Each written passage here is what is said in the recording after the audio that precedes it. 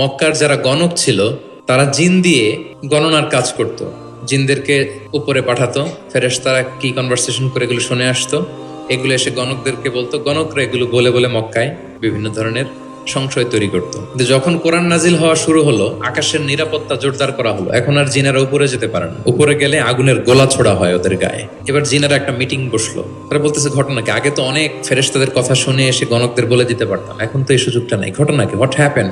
নিশ্চয়ই পৃথিবীতে এমন নতুন কিছুর আগমন ঘটেছে যেটার প্রভাবে ঊর্ধ্ব জগতের নিরাপত্তা বলয়কে আরো মজবুত করা হয়েছে। কি সেটা খোঁজো। খুঁজতে খুঁজতে খুঁজতে খুঁজতে একদল জিন রাসূল সাল্লাল্লাহু আলাইহি ওয়াসাল্লাম ওকাজের এক বাজারের দিকে যাচ্ছিলেন। দ্য মিন টাইম ফজরের সালাতে তিনি নামাজের ইমামতি করছেন।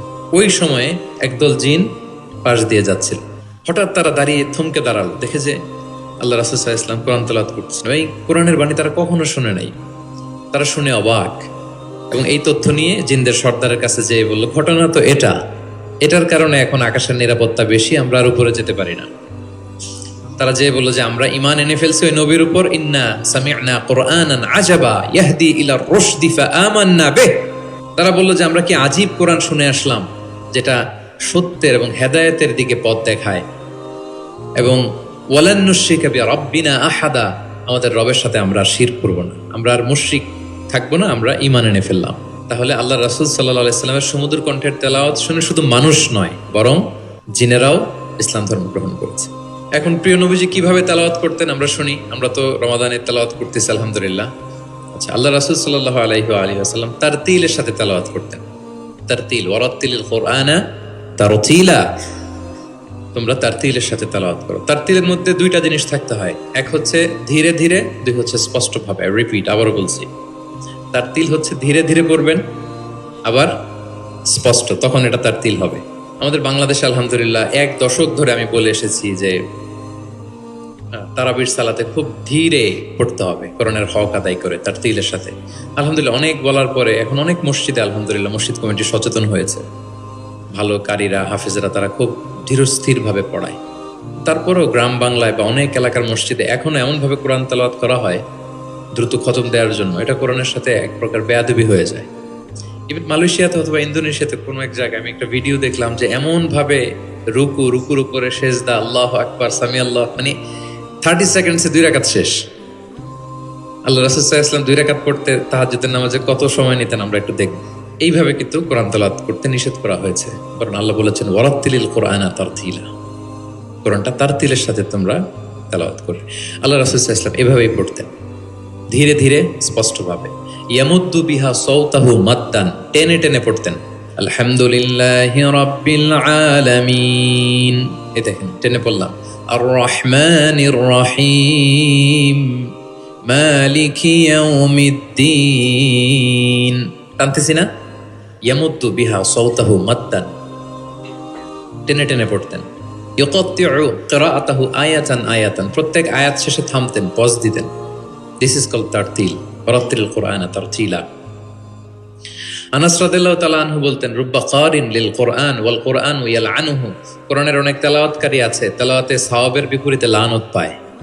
কোরআন পড়লে তো সওয়াব হওয়ার কথা, কিন্তু কোরআন তাকে কি করে? লানত করে। একটু মিলায় নেন নিজের সাথে যে আমাদের তেলাওয়াতটা কেমন। আচ্ছা, তাহলে রাসূল সাল্লাল্লাহু আলাইহি ওয়াসাল্লাম তারতিলের সাথে তেলাওয়াত করতেন, পাশাপাশি তিনি খুব সুমধুর কণ্ঠে তেলাওয়াত করতেন, এবং তিনি আদেশ করতেন, যায়িনুল কুরআনা বিআসওয়াতিকুম, তোমরা তোমাদের গলায় যে আল্লাহ তাআলা সুর দিয়েছেন ওই সুর দিয়ে কোরআন তেলাওয়াত করো। যার যতটুকু সুর আছে, সবার হয়তো অত সুরেলা হবে না, যতটুকু, প্রত্যেকের একটা সুর আছে না নাই বলেন, যতটুকুই দিয়েছে আল্লাহ তাআলা আপনার গলায় সুর, ওই সুরটাকে ব্যবহার করে আপনি কোরআন তেলাওয়াত করবেন। রাসূল সাল্লাল্লাহু আলাইহি ওয়াসাল্লাম সুর দিয়ে কোরআন পড়তেন, এবং তিনি বলেছেন, লাইসা মিন্না মান লাম ইয়াতাগান্না বিল কুরআন, আমার যে উম্মত সুর করে কোরআন পড়ে না, সে কবু আমার উম্মত হতে পারে না, সুর করে পড়তে হবে। বারা ইবনে আযিব রাদিয়াল্লাহু তাআলা আনহু বলেন যে আমি একবার দেখলাম এশার নামাজের সময় ক্বারা রাসূলুল্লাহ ফিল ইশাই বিত্তিনি ওয়াজ যাইতুন, মানে ওয়াত্তিনি ওয়াজ যাইতুন ওয়া তুরি সিনিন, এই সূরাটা দিয়ে রাসূল সাল্লাল্লাহু আলাইহি ওয়াসাল্লাম দেখলাম একবার এশার নামাজের ইমামতি করতেছেন। বারা ইবনে আযিব রাদিয়াল্লাহু তাআলা আনহু তিনি বলতেছেন, এবং তিনি বলেন, ফামা সামি'তু আহাদান আহসানা সাওতাম মিনহু, আমার জীবনে এত সুরেলা কণ্ঠের অধিকারী কোনো মানুষের তেলাওয়াত আমার জীবনে আমি শুনি নাই। বারা ইবনে আযিব রাদিয়াল্লাহু তাআলা আনহু, রাসূল সাল্লাল্লাহু আলাইহি ওয়াসাল্লামের একজন সাহাবী, তিনি বলেন, এশার নামাজে দেখলাম সূরা আত-তিন দিয়ে তিনি নামাজের ইমামতি করছেন। এত সুমধুর ছিল নবীজির কণ্ঠ, আমি আমার জীবনে এত সুমধুর কণ্ঠের তেলাওয়াত শুনি নাই। না জানি প্রিয় নবীজি কত সুমধুর কণ্ঠে তেলাওয়াত করতেন, আমরা তো শুনতে পারি নাই। এবং রাসূল সাল্লাল্লাহু আলাইহি ওয়াসাল্লামের সুমধুর কণ্ঠের তেলাওয়াত শুনে মানুষ তো মুসলিম হয়েছেই, অনেক জিনও মুসলমান হয়েছে। অনেক জিন, মক্কার যারা গণক ছিল তারা জিন দিয়ে গণনার কাজ করত, জিনদেরকে উপরে পাঠাতো, ফেরেশতারা কি কনভারসেশন করে এগুলো শুনে আসতো, এগুলো এসে গণকদেরকে বলতো, গণকরা এগুলো বলে বলে মক্কায় বিভিন্ন ধরনের সংশয় তৈরি করত। কিন্তু যখন কোরআন নাজিল হওয়া শুরু হলো, আকাশের নিরাপত্তা জোরদার করা হলো, এখন আর জিনেরা উপরে যেতে পারে না, উপরে গেলে আগুনের গোলা ছোড়া হয় ওদের গায়ে। এবার জিনেরা একটা মিটিং বসলো, তারা বলতেছে ঘটনা কি, আগে তো অনেক ফেরেশতাদের কথা শুনে এসে গণকদের বলে দিতে পারতাম, এখন তো এই সুযোগটা নাই, ঘটনা কি, হোয়াট হ্যাপেন? নিশ্চয়ই পৃথিবীতে এমন নতুন কিছুর আগমন ঘটেছে যেটার প্রভাবে ঊর্ধ্ব জগতের নিরাপত্তা বলয়কে আরো মজবুত করা হয়েছে। কি সেটা খোঁজো। খুঁজতে খুঁজতে খুঁজতে খুঁজতে একদল জিন রাসূল সাল্লাল্লাহু আলাইহি ওয়াসাল্লাম উকাজের এক বাজারের দিকে যাচ্ছিলেন। ইন দ্য মিন টাইম ফজরের সালাতে তিনি নামাজের ইমামতি করছেন। ওই সময়ে একদল জিন পাশ দিয়ে যাচ্ছিল। হঠাৎ তারা দাঁড়িয়ে থমকে দাঁড়ালো, দেখে যে আল্লাহ রাসূল সাল্লাল্লাহু আলাইহি ওয়াসাল্লাম কোরআন তেলাওয়াত করতেছেন। এই কোরআনের বাণী তারা কখনো শুনে নাই, তারা শুনে অবাক। এবং এই তথ্য নিয়ে জিনদের সর্দারের কাছে যেয়ে বলল, ঘটনা তো এটার কারণে এখন আকাশের নিরাপত্তা বেশি, আমরা আর উপরে যেতে পারি না।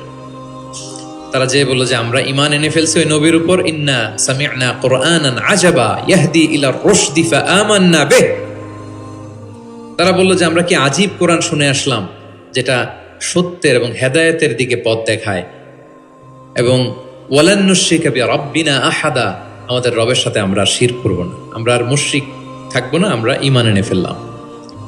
তাহলে আল্লাহ রাসূল সাল্লাল্লাহু আলাইহি ওয়াসাল্লামের সুমধুর কণ্ঠের তেলাওয়াত শুনে শুধু মানুষ নয়, বরং জিনেরাও ইসলাম ধর্ম গ্রহণ করেছে।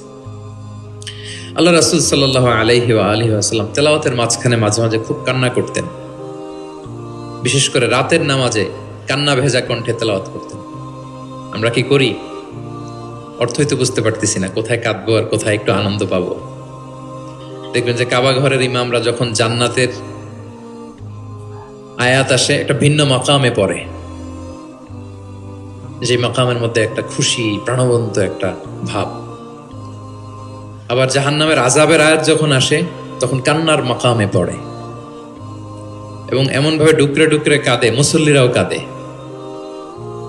আল্লাহ রাসূল সাল্লাল্লাহু আলাইহি ওয়াসাল্লাম মাঝরাতে যখন কিয়ামুল লাইল, তাহাজ্জুদ এগুলো পড়তে দাঁড়াতেন, দীর্ঘ সময় কোরআন পড়তেন। এত দীর্ঘ সময় পা ফুলে যেত, হাত্তা তাতাফাত্তারা কদামা, পা দুটো ফুলে মোটা হয়ে যেত, দীর্ঘ সময় দাঁড়িয়ে থাকতেন। আম্মা জান আয়েশা রাদিয়াল্লাহু তাআলা আনহা বলতেন, ইয়া রাসূলুল্লাহ, আপনার তো আগের পরের সব গুনাহ মাফ, আদতে ওনার তো কোনো গুনাহই নেই, নবীরা তো মাসুম নিষ্পাপ, তারপরেও আপনি রাত জেগে এত কষ্ট কেন করেন? আল্লাহ রাসূল সাল্লাল্লাহু আলাইহি ওয়াসাল্লাম বলেছেন, আফালা উহিব্বু আন আকুনা আবদান শাকুরা। আয়েশা, আমি কি শুকরগুজার বান্দা হব না? আমার আল্লাহ আমাকে ক্ষমার ঘোষণা দিয়েছে, ঠিক আছে, কিন্তু আমি কি শুকরগুজার হব না? আমার রোলটা তো আমি প্লে করব, আমার সর্বোচ্চ তো উজাড় করে আমি আমার রবের সামনে পেশ করব। মাঝরাতে তিনি দীর্ঘ সময় দাঁড়িয়ে তেলাওয়াত করতেন, পা ফুলে যেত। মাঝে মাঝে একটি আয়াত পরে থামতেন, সে আয়াত নিয়ে ভাবতেন, কাঁদতেন, বারবার কাঁদতেন, পড়তেন, তার দাড়ি ভিজে যেত। প্রতিটি আয়াত তিনি অনুভব করতেন হৃদয় দিয়ে, তার হৃদয়কে নাড়া দিত। এভাবে তিনি তেলাওয়াত করতেন। এক সাহাবী বর্ণনা করেন, একবার আল্লাহ রাসূল সাল্লাল্লাহু আলাইহি ওয়াসাল্লামকে আমি রাতের সালাতে দেখলাম, এমন ভাবে তিনি কাঁদছেন, ওয়ালি জাউফিহি আজিরুন কা আজিরিল মিরজালি মিনাল বুকা। গরম পানি ফুটাতে দিলে ড্যাগের ভেতরে গরম পানির যেরকম টকবকে উতলে ওঠার একটা শব্দ, এরকম উতলে ডুকরে ডুকরে কান্নার একটা শব্দ আমি শুনতে পেলাম। এভাবে তিনি কাঁদছিলেন। যেদিন বদরের যুদ্ধ, তার আগের রাতে আলী রাদিয়াল্লাহু তাআলা আনহু বলেন, সেনাবাহিনীর ছাউনির মধ্যে সব সাহাবারা, 313 জন সাহাবা, সবাই রাতে ঘুমাচ্ছে একটু এনার্জি নেওয়ার জন্য, সকালে যুদ্ধ শুরু হবে। কিন্তু আমি দেখলাম সবাইকে ঘুম পাড়িয়ে আল্লাহ রাসূল সাল্লাল্লাহু আলাইহি ওয়াসাল্লাম নামাজে দাঁড়িয়ে কাঁদছেন। সব সাহাবারা ঘুমিয়ে আছে, কিন্তু আমি খেয়াল করে দেখি যে রাসূল সাল্লাল্লাহু আলাইহি ওয়াসাল্লাম ঘুমান নেই, গাছের নিচে দাঁড়িয়ে তিনি সারা রাত ব্যাপী কান্না করছেন আর তেলাওয়াত করছেন।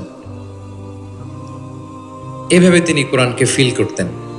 আমাদের আয়েশা বলেন, রাতে এত কাঁদতেন মাঝে মাঝে তেলাওয়াত করতে করতে, হাত্তা বাল্লা হাজারা, জামা ভিজে যেত, হাত্তা বাল্লা লিহিয়াতা, দাড়ি ভিজে যেত, হাত্তা বাল্লাল আরদা, যেখানে সেজদা দিতেন জমিন ভিজিয়ে দিতেন কাঁদতে কাঁদতে।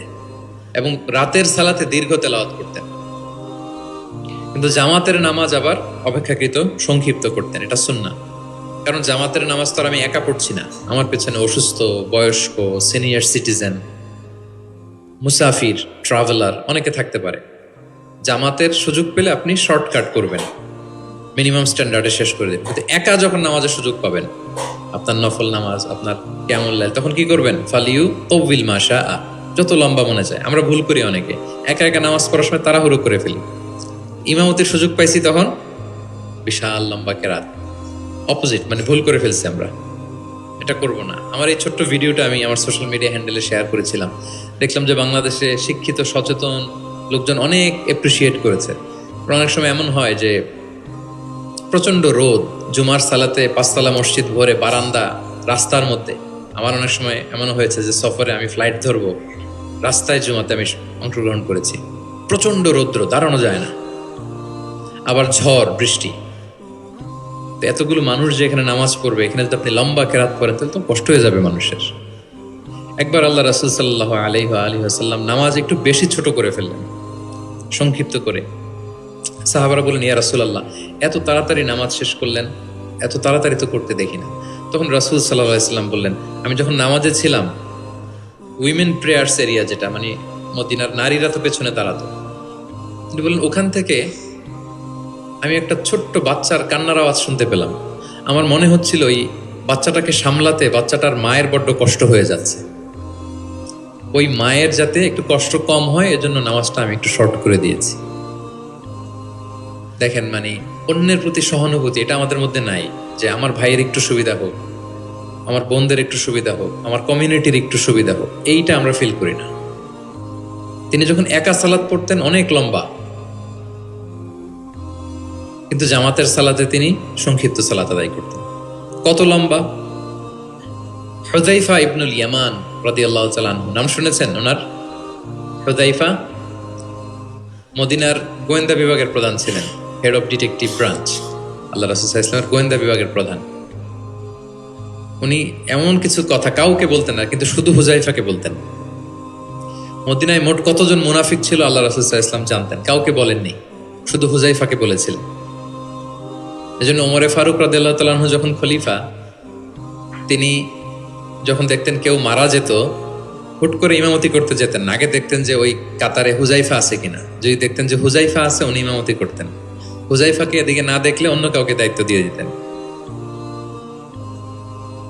এবং ওমরে ফারুক রাদিয়াল্লাহু তাআলা আনহু এত মুত্তাকি সাহাবী ছিলেন, একবার হুযায়ফা ইবনুল ইয়ামানের কাছে যেয়ে বলে যে, হুযায়ফা, আমি তো জানি না মদিনাতে কতজন মুনাফিক ছিল, এর নামগুলো তো রাসূল তোমাকে বলেছে, তুমি একটু আমাকে বলো যে আমি ওমরের নামটা আবার ওই লিস্টে আছে কিনা। আমার ভয় হয় যে আমি আবার মুনাফিকদের ভেতরে ঢুকে গেলাম কিনা। হুযায়ফা ইবনুল ইয়ামান বললেন, আমিরুল মুমিনিন, আপনি কি বলেন? আল্লাহ রাসূল সাল্লাল্লাহু আলাইহি সাল্লাম তো বলেছেন যে আপনি কোনো রাস্তা দিয়ে যদি হাঁটেন, শয়তান যদি ওই রাস্তা দিয়ে আসে, আপনাকে দেখলে শয়তান ওই রাস্তা রেখে দিয়ে অন্য রাস্তা দিয়ে হাঁটে। কোশ্চিনকালেও মুনাফিকদের লিস্টে আপনার নাম থাকতে পারে না। তো এই হুযায়ফা ইবনুল ইয়ামান রাদিয়াল্লাহু তাআলা আনহু, উনি বললেন, একবার রাতে আমি আল্লাহ রাসূল সাল্লাল্লাহু আলাইহি ওয়াসাল্লামের সাথে কিয়ামুল লাইল, মানে তাহাজ্জুদের নামাজে শরীক হওয়ার সুযোগ পেয়েছিলাম। একা একা নামাজ তিনি পড়তেছিলেন, হুযায়ফা যে জয়েন করেছেন। তখন রাসূলুল্লাহ সাল্লাল্লাহু আলাইহি সাল্লাম সূরা বাকারা দিয়ে শুরু করলেন। কোন সূরা? বলেন, সবাই বলেন তো কোন সূরা? কোরআনের সবচাইতে দীর্ঘতম সূরা। আয়াত কত? 286, মানে অনেক বড় সূরা। তো উনি শরীক হলেন, শরীক হওয়ার পরে আল্লাহ রাসূল সাল্লাল্লাহু আলাইহি সাল্লাম সূরা বাকারা দিয়ে শুরু করলেন। তো উনি ভাবলেন মনে হয় 100 আয়াত যাওয়ার পরে রাসূল সাল্লাল্লাহু আলাইহি সাল্লাম রুকুতে যাবেন। কত আয়াত যাওয়ার পরে? 100 আয়াত গেল, যায় না রুকুতে। 200 আয়াত গেল, তাও যায় না রুকুতে। 286 আয়াত শেষ, মানে সূরা বাকারাই, তাও রুকুতে যায় না। এরপরে রাসূল সাল্লাল্লাহু আলাইহি ওয়াসাল্লাম সূরা আলে ইমরান শুরু করেছেন, ওইটাও শেষ। এরপর রাসূলুল্লাহ সূরা নিসা শুরু করেছেন। Could you imagine that? আপনি চিন্তা করতে পারেন? তার মানে এক এক রাকাতে উনি 2 থেকে 3 ঘন্টা, মাঝে মাঝে এমন হয়েছে 2 রাকাতে সারা রাত শেষ কভার করে দিয়েছেন। এবং হুজাইফা বলেন, আমার কাছে মনে হলো যতক্ষণ তিনি দাঁড়িয়ে তেলাওয়াত করছিলেন ঠিক ততক্ষণ আবার রুকুতে ছিলেন, যতক্ষণ রুকুতে ছিলেন ঠিক ততক্ষণ আবার সেজদায় লুটিয়েছিলেন। 2 রাকাতে পুরো রাত তিনি শেষ করে দিয়েছেন। তাহলে রাতের সালাতে তিনি দীর্ঘ তেলাওয়াত করতেন। সব সময় তিনি তেলাওয়াত মুখর সময় কাটাতেন, দাঁড়িয়ে, বসে, শুয়ে, হাঁটা অবস্থায়, আরোহী অবস্থায়, সব সময়, অজু থাকা অবস্থায়, অজু না থাকা অবস্থায়। অজু চলে গেলেই রাসূল সাল্লাল্লাহু আলাইহি ওয়াসাল্লাম সাথে সাথে অজু করে ফেলতেন, কিন্তু অজু নেই ওই অবস্থায়ও তিনি কোরআন তেলাওয়াত করেছেন। ইবনুল কাইয়িম আল জাওজিয়া যাদুল মাআদ ফি হাদি খায়রিল ইবাদ, একটা বিখ্যাত সিরাত গ্রন্থে তিনি বলেন, লাম ইয়াকুন ইয়ামনাহু মিন কিরাআতিহি ইল্লাল জানাবা। গোসল ফরজ হয় যেই পরিস্থিতিতে, ওই পরিস্থিতি ছাড়া কোনো কিছু রাসূল সাল্লাল্লাহু আলাইহি ওয়াসাল্লামকে কোরআন তেলাওয়াত থেকে বিরত রাখতে পারতো না। মানে গোসল ফরজ হয় কোন কারণে আপনারা তো জানেন। এরকম পরিস্থিতি হলে তিনি শুধু তেলাওয়াত করতেন। এছাড়া দাঁড়িয়ে, বসে, হাঁটছেন, আরোহণ করেছেন, অজু আছে কিংবা অজু নেই, সবসময় তিনি কোরআন তেলাওয়াত করতেন। মুআবিয়া ইবনে কুররা রাদিয়াল্লাহু তাআলা আনহু বর্ণনা করেন যে আব্দুল্লাহ ইবনে মুগাফফাল তিনি বলেন, একবার আমি রাসূল সাল্লাল্লাহু আলাইহি ওয়াসাল্লামকে দেখলাম যে তিনি উটের উপর চড়ে মক্কা বিজয়ের দিন উট হাঁকাচ্ছেন, উটের উপর বসা। তখন তিনি সূরা ফাতহ তেলাওয়াত করছেন, ইন্না ফাতাহনা লাকা ফাতহাম মুবিনা লিয়াগফিরা লাকাল্লাহু মা তাকদ্দামা মিন যামবিকা ওয়া মা তাআখার। তিনি বলেন যে আমি নিজে 8ম হিজরিতে মক্কা বিজয়ের দিন দেখলাম তিনি উট ঢাকাচ্ছেন আর পড়তেছেন ইন্না ফাতাহনা লাকা ফাতহাম মুবিনা, সূরা ফাতহ তেলাওয়াত করতেছেন। সুবহান। তার মানে দাঁড়িয়ে, বসে, অনেকে আমাদেরকে প্রশ্ন করে যে হুজুর শুয়ে শুয়ে কোরআন তেলাওয়াত করা যাবে? মানুষের মনে প্রশ্ন থাকে অনেক। তারপর বলে অজু ছাড়া কি কোরআন তেলাওয়াত করা যাবে মুখস্থ? অনেক প্রশ্নের সম্মুখীন হয়েছে আমি এটা। তার মানে আল্লাহ রাসূল সাল্লাল্লাহু আলাইহি ওয়াসাল্লামের জীবনী থেকে তো আপনি বুঝতে পারলেন যে কোনো কিছু আপনারা আটকাইতে পারবে কোরআন তেলাওয়াত থেকে, এক্সেপ্ট আপনার গোসল ফরজ হয়েছে, তখন পড়বেন না, তখন গোসলটা করে তারপরে পড়বেন। নিজ গৃহে তিনি তেলাওয়াত করতেন। আমরা অনেক সময় শুধু মসজিদে গেলেই কোরআনটা খুলে পড়ি, ঘরে আর পড়ি না। না, ঘরে পড়বেন। তিনি বলেছেন লা তাজআলু বুয়ুতাকুম মাকাবিরা, তোমাদের ঘরগুলোকে কবর বানায় রেখো না। কবরের মধ্যে তো কোনো আমল হয় না, মৃত মানুষ শুয়ে থাকে, পড়ে থাকে, আমল নাই, জিকির নাই, তেলাওয়াত নাই, তো ঘরগুলোকে কবর বানিও না। ফাইন্না শাইতানা ইয়ানফিরু মিনাল বাইতিল্লাযী তুকরাউ ফীহি সূরাতুল বাকারা, যে ঘরে সূরা বাকারা তেলাওয়াত করা হয় ওই ঘর থেকে শয়তান দৌড়ে পালায়। অনেক ঘরে শয়তান ডিস্টার্ব করে, শয়তানের জিনের আসর হয়। অনেক অনেক ফ্যামিলিতে আমাদের কাছে আসে জাদু টোনা, বান, ব্ল্যাক ম্যাজিক, কালো জাদুর যে সমস্যা। আপনি সূরা বাকারা পড়বেন, আল্লাহ তাআলা আপনাকে প্রোটেক্টেড রাখবেন। আপনাদের পরিচিতদের মধ্যে থেকে এরকম ঘটনা শুনছেন না যে ব্ল্যাক ম্যাজিকে আক্রান্ত? কোন সূরা পড়বেন? যারা খুব বেশি আক্রান্ত, অল্প সাউন্ডে সূরা বাকারাটা চালিয়ে ঘুমিয়ে পড়বেন, সারা রাত যেন তেলাওয়াত চলে। কোনো ব্ল্যাক ম্যাজিক আপনার ক্ষতি করতে পারবে না ইনশাআল্লাহ। অল্প সাউন্ডে MP3 করে কি করবেন? চালিয়ে রাখবেন। সূরা বাকারাকে খুব গুরুত্বের সাথে পড়তে বলেছেন আল্লাহ রাসূল সাল্লাল্লাহু আলাইহি ওয়াসাল্লাম। তিনি বলেছেন ইকরাউ সূরাতাল বাকারা ফাইন্না আখযাহা বারাকা ওয়া তারকাহা হাসারা ওয়া লা ইস্তাতিউহাল বাতালা। যে এটা পড়বে বরকত পাবে, যে পড়বে না সে আফসোস করবে। আর যে এটা আত্মস্থ করবে, পড়বে, ওয়ালা তাস্তাতিউহাল বাতালা ইয়ানি আস-সাহারা, ম্যাজিশিয়ান, কোন ম্যাজিশিয়ানের ম্যাজিক তার উপর কাজ করবে না, কোন ব্ল্যাক ম্যাজিক তার কাছে কিছুই করতে পারবে না। এজন্য ঘরে ঘরে কোন সূরা? সূরা বাকারা। এই বাকারার মধ্যে একটা স্পেশাল আয়াত আছে, 255 নম্বর আয়াত, যেটাকে বলা হয় আয়াতুল কুরসি। এটা রেগুলার পড়বেন প্রত্যেক ফরজ সালাতের পরে। মান ক্বারা আয়াতুল কুরসি দুবরা কুল্লি সালাতিন মাকতুবাতিন লাম ইয়ামনাহু মিন দুখুলিল জান্নাতি ইল্লাল মাউত। প্রত্যেক ফরজ সালাতের পরে যে ব্যক্তি আয়াতুল কুরসি তেলাওয়াত করবে, ওই ব্যক্তির জান্নাতে প্রবেশের ক্ষেত্রে আর কোনো বাধা থাকে না, একটা জিনিস ছাড়া, মৃত্যু। লোকটা মরে না তাই জান্নাতে যায় না, মরলেই জান্নাতি। প্রত্যেক ফরজ সালাতের পরেই আপনারা পড়বেন। যারা পড়েন কন্টিনিউ করবেন, আর যারা পড়েন না মনে রাখবেন, নোটে রাখেন, যেটা আমরা রেগুলার ওয়াজিফা বানাবো। ইট শুড বি রেগুলার ওয়াজিফা। আল্লাহ রাসূল সাল্লাল্লাহু আলাইহি সাল্লাম তিনি বলেছেন যে 7 কেরাতের যেটা দিয়ে সহজ লাগে সেটা দিয়ে তেলাওয়াত করতে পারবো, মানে ফ্লেক্সিবিলিটি আছে। আমরা এটা একটু একাডেমিক আলোচনা হয়ে যায়, তারপরে বলে রাখি, আমরা যেই তেলাওয়াতটা করি বা কোরআন পড়ি এটা রিওয়ায়াত হাফসান আসিমের তেলাওয়াত করি আর কি। এছাড়াও আরো অনেকগুলো 7টা কেরাত আছে, এগুলো যারা এলমুল কেরাতে যারা মাহের তারা জানে, তো সেগুলো দিয়েও আপনি তেলাওয়াত করতে পারবেন, ফ্লেক্সিবিলিটি আছে। হ্যাঁ, এটার পরে আরেকটা বিখ্যাত কেরাত আছে ওয়ার্শের কেরাত, রেওয়ায়ত ওয়ার্শান নাফিআ, এরকম কুম্বুলের কেরাত আছে, এরকম অনেকগুলো কেরাত আছে। এই কেরাত আপনি পড়তে পারবেন। যেমন আরো সহজ করে বলি, আমরা যেমনি পড়ি ওয়াদ-দুহা ওয়াল-লাইলি ইযা সাজা, আরেকটা মুতাওয়াতির সনদের এরকম কেরাত আছে, তারা পড়ে ওয়াদ-দুহি। আমরা পড়ি কি ওয়াদ-দুহা, ওই কেরাতে কি পড়ে ওয়াদ-দুহি। আমরা পড়ি ওয়াল-লাইলি ইযা সাজা, ওরা পড়ে ওয়াল-লাইলি ইযা সাজে। আমরা পড়ি ইহদিনাস সিরাতাল মুস্তাকিম, তারা বলে ইহদিনাজ সিরাতাল মুস্তাকিম। আমরা পড়ি মালিকি ইয়াউমিদ্দিন, এরা পড়ে মালিকি ইয়াউমিদ্দিন। এরকম কিছু পার্থক্য আছে। তো ওই কেরাতগুলোও সহিহ মুতাওয়াত্তির সনদে আসছে। আল্লাহ রাসূল সাল্লাল্লাহু আলাইহি ওয়াসাল্লাম বলেন 7 কেরাতের যেটা দিয়ে সহজ লাগে তোমরা পড়ো।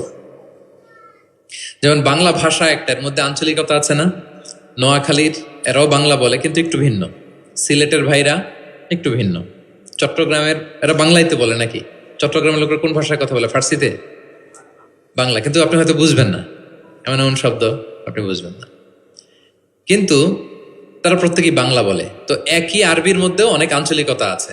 এই 7টা আঞ্চলিকতায় কোরআন নাজিল হয়েছে। রাসূল সাল্লাল্লাহু আলাইহি ওয়াসাল্লাম বলেন যেটা সহজ লাগে পড়ো। তো একবার হিশাম বিন হাকিম বিন হিজাম উনি একবার সূরা ফুরকান পড়তেছেন এমন একটা কেরাতে, যেই কেরাত ওমর রাদিয়াল্লাহু তাআলা আনহু শোনেন নাই। উনি তো আবার খুব রাগী ছিলেন, ইসলামের কোনো রুল ভায়োলেট হয়েছে দেখলে তাৎক্ষণিক অ্যাকশন নিতেন, ডাইরেক্ট অ্যাকশন নিতেন। তো উনি ভাবছে যে কোরআনকে বোধহয় সে বিকৃত করে পড়ছে, এই কেরাতটা ওনার আবার জানা ছিল না। উনি ধরে চাদর ধরে টেনে হিচড়ে রাসূল সাল্লাল্লাহু আলাইহি ওয়াসাল্লামের কাছে নিয়ে আসছে, বলছে ইয়া রাসূলুল্লাহ দেখেন কিভাবে কোরআনকে বিকৃত করে। আল্লাহ রাসূল সাল্লাল্লাহু আলাইহি ওয়াসাল্লাম বললেন ওমর শান্ত হও, আগে তাকে ছাড়ো। ওমর রাদিয়াল্লাহু তাআলা ছাড়লেন। রাসূল সাল্লাল্লাহু আলাইহি ওয়াসাল্লাম বললেন আরসিলহু ইকরা, এই ওমর রাখো, ছাড়ো, আচ্ছা পড়ো কিভাবে পড়ছে। তো হিশাম বিন হাকিম বিন হিজাম তেলাওয়াত করে শোনালেন সূরা ফুরকান। রাসূল সাল্লাল্লাহু আলাইহি ওয়াসাল্লাম বললেন হাকাযা উনজিলাত, কোরআন তো এভাবেও নাজিল হয়েছে। আচ্ছা ওমর তুমি কিভাবে জানো? ওমর রাদিয়াল্লাহু তাআলা বললেন ইয়া রাসূল আপনি তো আমাদেরকে এইভাবে শিখিয়েছেন। তখন রাসূল সাল্লাল্লাহু আলাইহি ওয়াসাল্লাম বললেন ওয়া হাকাযা উনজিলাত, এভাবেও নাজিল হয়েছে। উনজিলাল কুরআনু আলা সাবআতি আহরুফ, আরবি ভাষা 7টা ডায়ালেক্টে, 7 ডায়ালেক্টে কোরআন নাজিল হয়েছে। ফাকরাউ মা তায়াসসারা মিন, যেটা দিয়ে সহজ লাগে। ওয়া দুহা পড়লেও হবে, দোহে পড়লেও হবে, হ্যাঁ সবটাই পড়তে পারবে, দোহাও হবে দোহেও হবে। আল্লাহ রাসূল সাল্লাল্লাহু আলাইহি ওয়াসাল্লাম অন্যকে কোরআন তেলাওয়াত শোনাতেন। উবাই ইবনে কাব রাদিয়াল্লাহু তাআলা আনহুকে বললেন ইন্নাল্লাহা আমারানি আন আকরা আলাইকাল কুরআন, হে উবাই আল্লাহ তাআলা আমাকে আদেশ করেছেন আমি নবী যেন তোমার কাছে কোরআন শোনাই। উবাই ইবনে কাব বললেন আল্লাহু সাম্মানি, নবীজি আপনি বলেন কি, আল্লাহ আমার নাম ধরে বলছে? মানে খুশিতে বাকবাকুম, আনন্দে আত্মহারা, শিহরিত, ইয়া রাসূলুল্লাহ আমি উবাইয়ের নামটা ধরে আল্লাহ বলছেন? আল্লাহ রাসূল সাল্লাল্লাহু আলাইহি ওয়াসাল্লাম বললেন নাম, তোমার নাম ধরে বলেছেন। আল্লাহ তাআলা আমাকে বলেছেন আমি যেন সূরা বাইকিনা লাম ইয়াকুনিল্লাযীনা কাফারু, এই সূরাটা যেন আমি তোমার সামনে শোনাই। ফাযারাফাত আইনাহু, তিনি কাঁদতে আরম্ভ করলেন শুনে, কারণ ওনার নাম ধরে যদি আল্লাহ তাআলা বলেন এটা ওনার জন্য কত বড় প্রেস্টিজিয়াস এবং সৌভাগ্যের একটা ব্যাপার। তাহলে অন্যকে কোরআন শোনাতেন। আচ্ছা, আবার আল্লাহ রাসূল সাল্লাল্লাহু আলাইহি ওয়াসাল্লাম মাঝে মাঝে অন্যদের থেকে শুনতেন, অন্যের কণ্ঠে কোরআন শোনারও একটা আনন্দ আছে, কি বলেন? ইবনে মাসউদ রাদিয়াল্লাহু তাআলা আনহুকে একবার বললেন ইকরা, ইবনে মাসউদ একটু কোরআন তেলাওয়াত করো তো। তো তিনি বললেন আকরা ওয়া আলাইকা উনজিল, হে নবী আপনার সামনে দাঁড়িয়ে আমি এত বড় স্পর্ধা আমি তেলাওয়াত করব, আপনার উপর আকাশ থেকে কোরআন নাজিল হয়। আল্লাহ রাসূল সাল্লাল্লাহু আলাইহি ওয়াসাল্লাম বললেন ইন্নী উহিব্বু আন আসমাআহু মিন গায়রি, আমি তোমাদেরকে শোনাতে যেমনি পছন্দ করি তোমাদের থেকে শুনতেও পছন্দ করি। তিনি সূরা নিসা তেলাওয়াত করে শোনালেন। কেন শুনলেন? আব্দুল্লাহ ইবনে মাসউদের থেকে, কারণ আল্লাহ রাসূল সাল্লাল্লাহু আলাইহি সাল্লাম টার্গেট করেছিলেন যে আব্দুল্লাহ ইবনে মাসউদ এই উম্মার কোরআনের টিচার হবে। কি হবে? মানে যার যেদিকে মেধা আল্লাহ রাসূল সাল্লাল্লাহু আলাইহি ওয়াসাল্লাম ওই প্রতিভা ওইদিকে কাজে লাগাতেন। যার যেদিকে মেধা, এই যে বললাম হুযাইফা ইবনুল ইয়ামান গোয়েন্দা বিভাগের প্রধান, কেন জানেন? তার এই দিকে আগ্রহ বেশি। মুআয ইবনে জাবাল উনি মদিনা রাষ্ট্রের সিনিয়র আমলা ছিলেন, প্রশাসনিক কাজ ভালো বুঝতেন। হাসান বিন সাবেত লেখালেখি জানতেন, ওনাকে জাতীয় কবি ঘোষণা দিচ্ছেন যে তুমি ন্যাশনাল পয়েন্ট, যাও কবিতা লিখো। একবার মক্কা থেকে তিনি ফিরতেছেন, নামাজ হবে, এক সাহাবী আজান দিচ্ছেন, তো কিছু মুশরিক ছেলে এখনো মুসলিম হয় নাই, ওরা আজানকে ব্যঙ্গ করতেছে। মুখ ভেঙানো বোঝেন না, মানে যেটা বলে ওইটাই ব্যঙ্গ করে করে বলতেছে। তো দেখেন রাসূল সাল্লাল্লাহু আলাইহি ওয়াসাল্লাম রেগে যাওয়ার কথা ছিল না, আজান দিচ্ছে আমার সাহাবী আর মুশরিক ছেলেগুলো তাকে ব্যঙ্গ করতেছে। উনি রেগে না যেয়ে দেখলেন যে মুশরিক ছেলেগুলোর মধ্যে একটা ছেলের কণ্ঠ তো খুব চমৎকার, ওকে ডাকলেন, ডেকে ওর মাথার চুলের ঝুঁটি বেঁধে ধরলেন, বলেন এই একটু আগে কি বলতেছিলে, জোরে বলতো, মানে আরো জোরে বলো। এবার সে বলতে আরম্ভ করতেছে, কিন্তু আশহাদু আন্না মুহাম্মাদুর রাসূলুল্লাহ এটা আর বলে না, এটা বললে তো শাহাদাত দেয়া মুসলিম হয়ে যায়। রাসূল সাল্লাল্লাহু আলাইহি ওয়াসাল্লাম ধমক দিয়ে বললেন, এই বলো, এটাও বলো। তখন সে এটাও বলছে, মাথার চুলের ঝুঁটি ধরে বলছে। বলার পরে রাসূল সাল্লাল্লাহু আলাইহি ওয়াসাল্লাম তার জন্য দোয়া করলেন, ওই দোয়ার বরকতে সে কালিমা পড়ে মুসলমান হয়ে গেল। এবার আল্লাহ রাসূল সাল্লাল্লাহু আলাইহি ওয়াসাল্লাম বললেন, তোমার কণ্ঠ যেহেতু সুন্দর, তোমাকে আমি মক্কার মসজিদের মুয়াজ্জিন বানাই দিলাম, তুমি যে আজান দিবা। দেখেন কেমন একটা ঘটনাকে কিভাবে টুইস্ট করে অন্যদিকে নিয়ে গেলেন। রেগে যাওয়ার কথা ছিল, কিন্তু দেখলেন যে প্রতিভা আছে তো এর মধ্যে, এত উঁচু গলা, একে মুয়াজ্জিন বানানো যায়।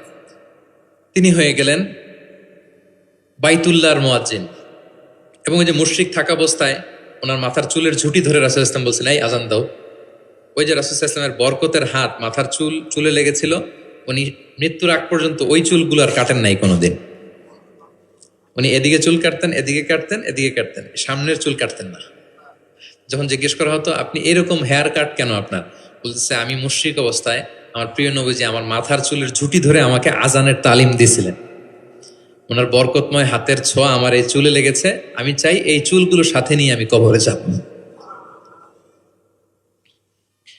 এবং ওই চুলগুলো সাথেই ওনাকে কবর দেয়া হয়েছে। ওই চুলগুলোকে উনি পেঁচিয়ে একটা পাগড়ির মতো করে, বড় হয়ে গেছে তো অনেক, এটা পেঁচিয়ে পাগড়ির মতো করতেন, এরপরে উনি টারবান পড়তেন, পাগড়ি পড়তেন। তাহলে প্রিয় ভাইয়েরা, আব্দুল্লাহ ইবনে মাসউদ রাদিয়াল্লাহু তাআলা আনহুকে রাসূল সাল্লাল্লাহু আলাইহি ওয়াসাল্লাম টার্গেট করেছিলেন যে উনি এই উম্মতের কোরআনের টিচার হবে। কি হবে? এজন্য বলেন পড়ো তো ইবনে মাসউদ, তিনি পড়ে শোনালেন। এবং তিনি বলেছেন, মান আহাব্বা আন ইয়াকরা আল কোরআনা গাদ্দান কামা উনজিল ফালইয়াকরাহু আলা কিরাআতি ইবনে উম্মি আবদ। জিবরিল যেভাবে কোরআন নাজিল করেছে হুবহু এইভাবে কোরআন যে শিখতে চায়, সেজন্য ইবনে মাসউদের কাছে কোরআন শেখে।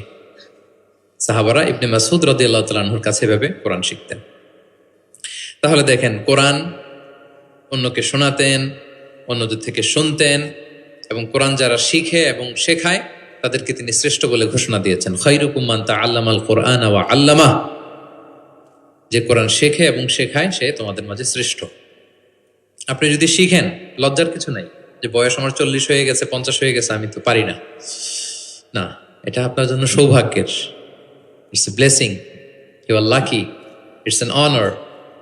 আল্লাহ যে সুযোগ দিয়েছেন আপনি শিখবেন, কোরআন শোনাবেন। আপনি যদি শোনান আপনি শ্রেষ্ঠ, যিনি আপনাকে শোনায় সেও শ্রেষ্ঠ। মানে এমন এক মেকানিজম, কোরআন শিখলেও সে শ্রেষ্ঠ, আবার যে শেখায় সেও শ্রেষ্ঠ। আমরা এই অ্যাক্টিভিটিজের সাথে যেন জড়িত থাকি।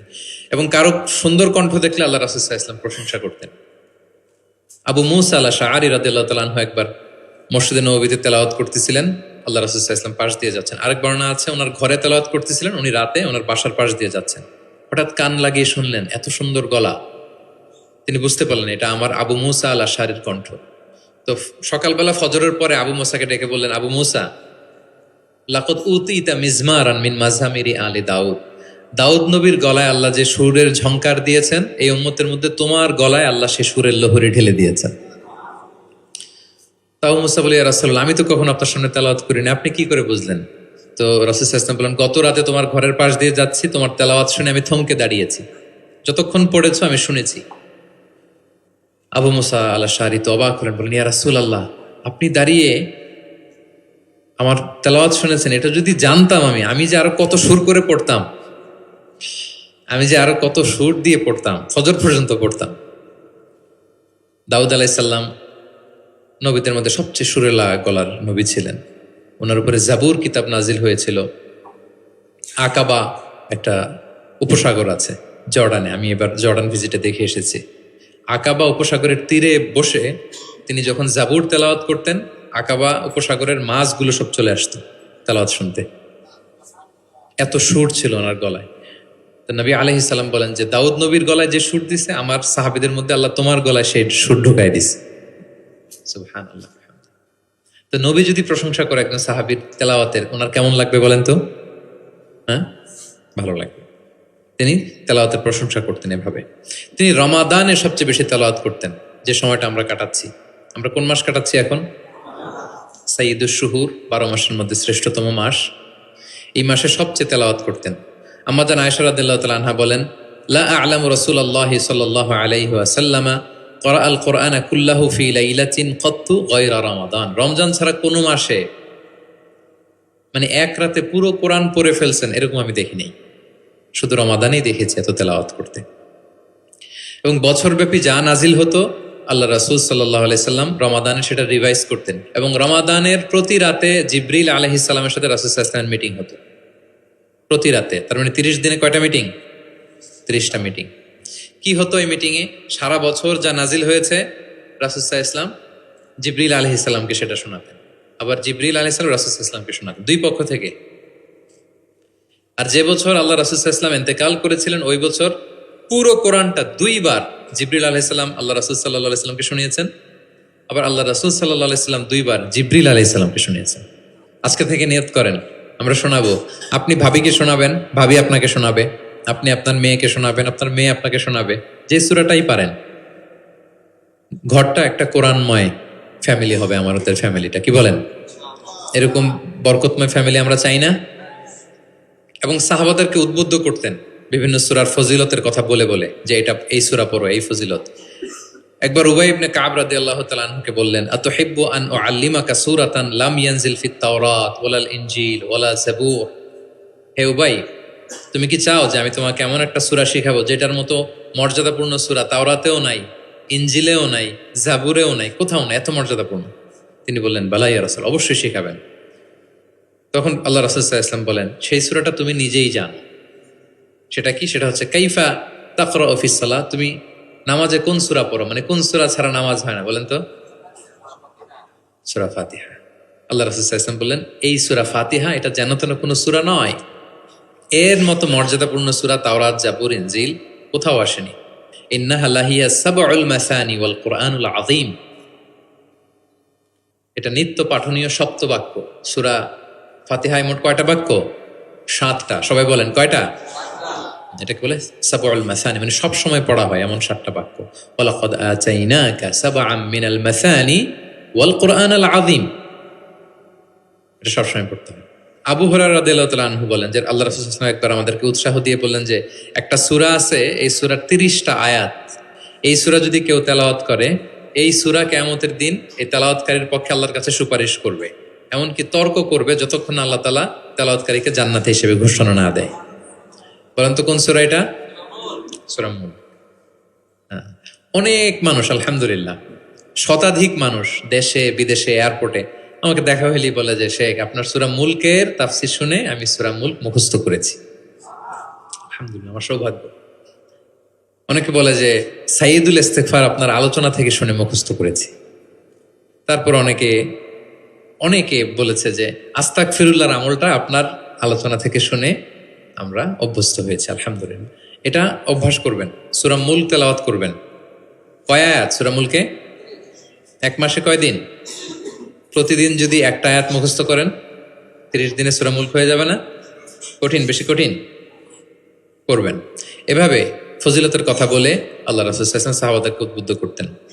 গত বছর আমার একটা বই এসেছে কোরআনের উপর এক নজরে কোরআন, নাম শুনেছেন না আপনারা? সবগুলো সূরার ফজিলত আমরা ওখানে নিয়ে এসেছি। 114 সূরার ফজিলতকে আপনি পাবেন, এবং পড়লে আপনার আরো বেশি মন চাইবে সূরাটার তাফসীর জানতে, অর্থ জানতে, মুখস্থ করতে।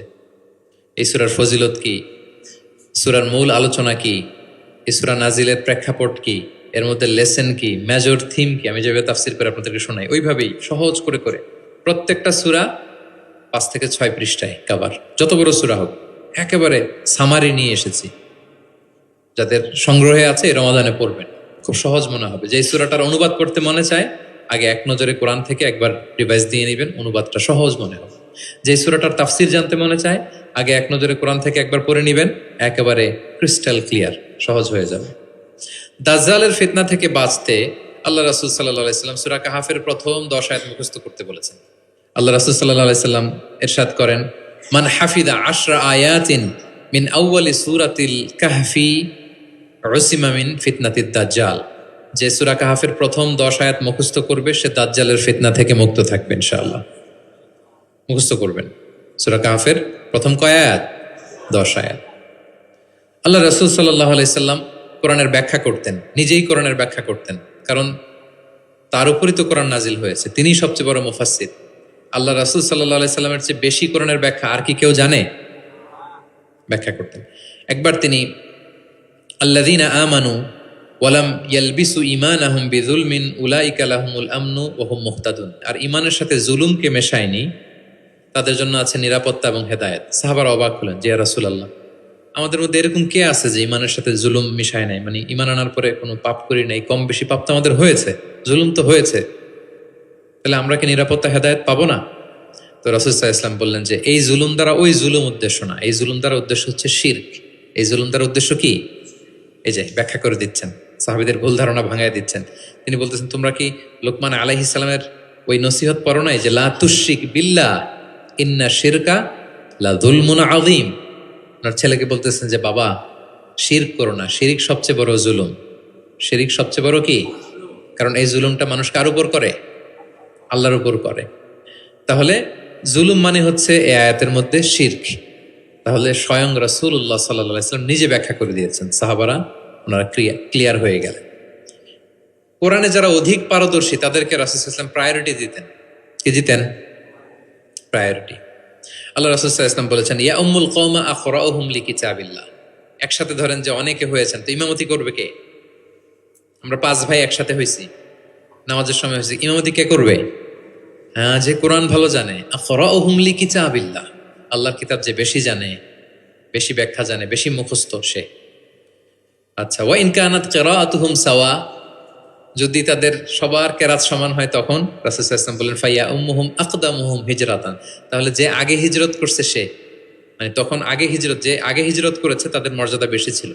ফা ইন কানু ফিল হিজরাতি সাওয়া, হিজরতেও যদি সমান হয়, ধরেন যে 5 জন একসাথে হিজরত করছিল, এই 5 জন মিলে এখন নামাজ পড়বে, তো এখন কে?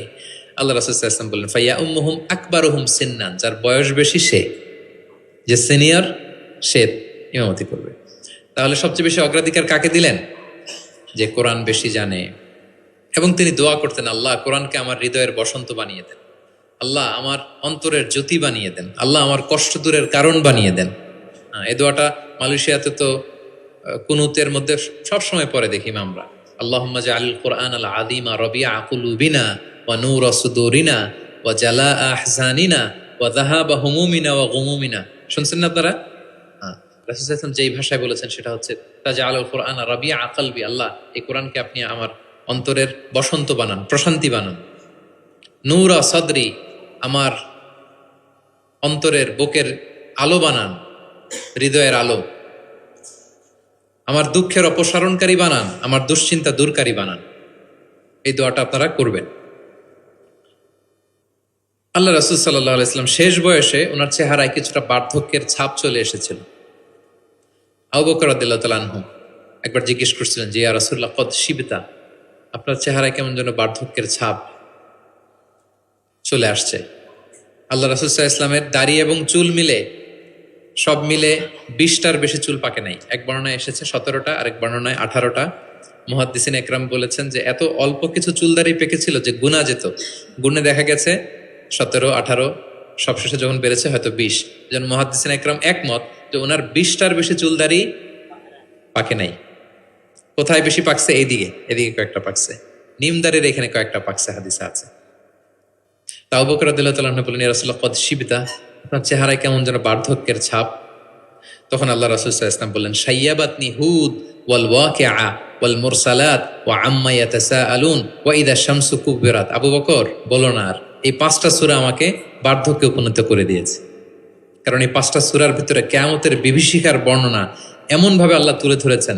আল্লাহ রাসূল সাল্লাল্লাহু আলাইহি ওয়াসাল্লাম এত উদ্বিগ্ন থাকতেন উম্মতকে নিয়ে, নিজের জন্য না, আমাদের জন্য, যে হায় রে কিয়ামতের এই বিভীষিকাময় মুহূর্তে আমার গুনাহগার উম্মতের কি হবে।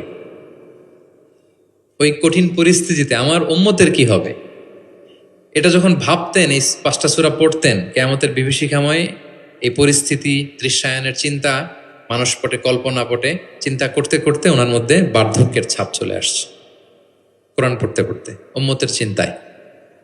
সব নবীকে আল্লাহ তাআলা একটা স্পেশাল দোয়া করার সুযোগ দিয়েছিলেন, আর সব নবীরা ওই দোয়া দুনিয়াতেই করেছে, একমাত্র আমাদের প্রিয় নবীজি ছাড়া। সব নবী ওই দোয়া খাটায় ফেলছে দুনিয়াতে, আল্লাহ রাসূল সাল্লাল্লাহু আলাইহি ওয়াসাল্লাম ওই দোয়া করেন নাই। তিনি বলেন, ওয়া ইন্নী আখতাবিউ দাওয়াতি শাফাআতান লি উম্মতি ইয়াউমাল কিয়ামা। আমার ওই দোয়াটা, স্পেশাল দোয়াটা, যেটা করলেই আল্লাহ কবুল করবে, ওই দোয়াটা আমি কিয়ামতের দিন আমার গুনাহগার উম্মতের জন্য রেখে দিয়েছি। আমি সেদিন আমার উম্মতের জন্য সেই দোয়াটা করব। তাহলে কিছু সূরা ওনার চেহারায় বার্ধক্যের ছাপ নিয়ে এসেছিল।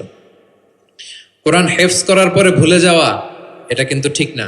এজন্য আল্লাহ রাসূল সাল্লাল্লাহু আলাইহি ওয়াসাল্লাম বলেছেন, হেফজ যারা করবে তারা যেন কোরআনকে সংরক্ষণ করে, প্রিজার্ভ করে। এবং তিনি বলেছেন, তাআহাদুল কোরআন, কোরআনকে যত্ন নিও, কারণ কোরআন দামি মেহমান, দামি মেহমানকে যত্ন না নিলে থাকে না। হেফজ করছে, যত্ন নেয় নাই, পড়ে নাই, রিভাইজ দেয় না, এখন আর রিডিংও পড়তে পারে না। মুখস্থ তো দূরের কথা, দেখে দেখেও পড়তে কষ্ট, এরকম হয় অনেক হাফেজদের। এটা ঠিক না, কারণ আল কোরআন ও দাইফুন কারীমুন মিনাল্লাহ, কোরআন আল্লাহর পক্ষ থেকে অনেক সম্মানিত মেহমান। সম্মানিত মেহমানকে সম্মান দিতে হয়, নাহলে উনি আসে থাকে। ধরেন যে একজন এমপি আসলো আপনার বাসায়, মালয়েশিয়ার একজন মন্ত্রী, আসার পরে নাই কোনো রিসেপশন, নাই কোনো ওয়েলকামিং স্টেটমেন্ট, রিসেপশন কিছু নাই, আপনি কোনো গুরুত্বই দিচ্ছেন না, উনি এসে বসে থাকবে আপনার বাসায়? না, সম্মানিত মেহমানকে সম্মান করতে হবে। কোরআন অনেক বড় সম্মানিত এক মেহমান আল্লাহর পক্ষ থেকে, এটাকে সম্মান দিতে হবে, পড়তে হবে, রিভাইজ দিতে হবে, সময় দিতে হবে, তাহলে সে আপনার সিনায় থাকবে। তা না হলে এই কোরআনের নূর সিনাতে কখনো থাকে না।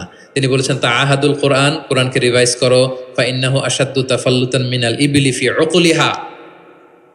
ওটের রশি ছেড়ে দিলে ওট যেমনি পালায়, কোরআন মুখস্থ করার পর রিভাইজ না দিলে কোরআনও পালাবে, আর রিভিশন দিলে এটা হৃদয়ে থাকে। এবং তিনি উৎসাহ দিয়ে বলেছেন, কোরআন এমন কিতাব, পৃথিবীর অন্য কোনো কিতাবের ক্ষেত্রে এটা বলা হয় না, যে কিতাবের এক অক্ষরে 10 নেকি। এক অক্ষরে কয় নেকি? পৃথিবীর আর কোনো বইয়ের ক্ষেত্রে এটা প্রযোজ্য? ইভেন হাদিস শরীফের ক্ষেত্রেও প্রযোজ্য না।